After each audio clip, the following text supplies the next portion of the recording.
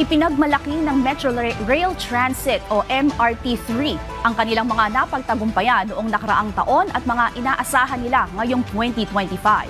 Sa programang Bagong Pilipinas Ngayon, sinabi ni MRT3 General Manager Engineer Oscar Bongon na pumapalo sa 430,000 hanggang 450,000 ang naitatala nilang ridership tuwing weekdays habang nasa 250 to 350,000 naman sa weekends at holidays.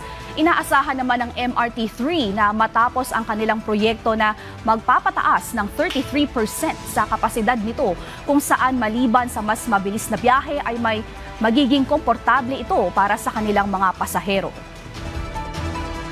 Ang safety po, that's number one and primordial for a railway transit system.